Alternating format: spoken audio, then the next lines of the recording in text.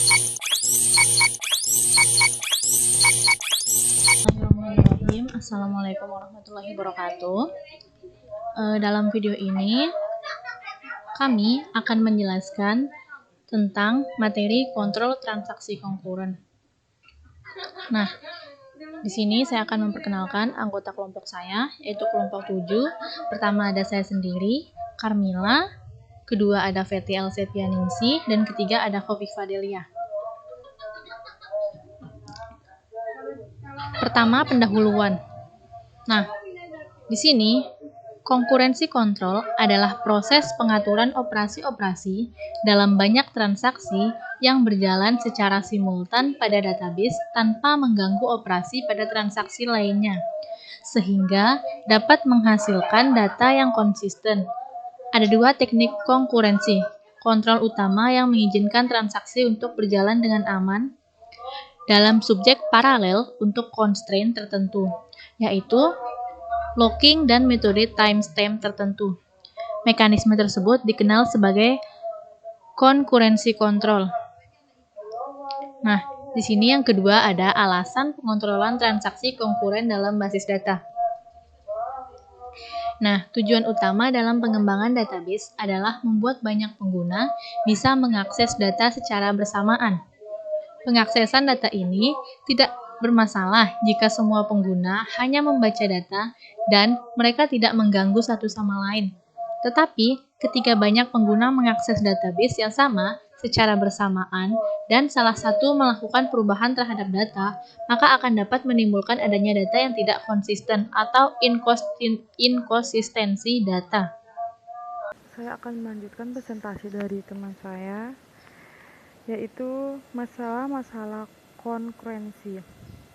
Di sini ada 4 masalah potensi yang disebabkan oleh konkurensi, yaitu loss update problem. Loss update problem adalah suatu masalah yang timbul akibat dihiraukannya informasi pada saat ada update dari operasi lain yang hampir bersamaan waktunya. Yang kedua, inconsistent retrievals adalah permasalahan mengenai informasi update suatu operasi yang belum didapat oleh operasi lain saat operasi tersebut berjalan. Selanjutnya yang ketiga, serial equivalency adalah kriteria untuk mengoreksi eksekusi secara bersamaan yang bertujuan untuk menghindari adanya loss update problems dan inconsistent retrievals. Yang keempat, confusing operation adalah adanya konflik antara dua atau lebih operasi yang efeknya saling bertentangan. Selanjutnya yaitu pengontrolan deadlock dan recovery. Deadlock adalah jalan buntu yang dapat terjadi ketika dua atau lebih transaksi masing-masing menunggu lock yang sedang dipegang oleh transaksi lainnya untuk dilepas. Hanya ada satu cara untuk menghancurkan deadlock, yaitu abort satu atau lebih transaksi. Ada 3 cara untuk menangani deadlock, yaitu timeout, deadlock prevention, dan deadlock detection dan recovery.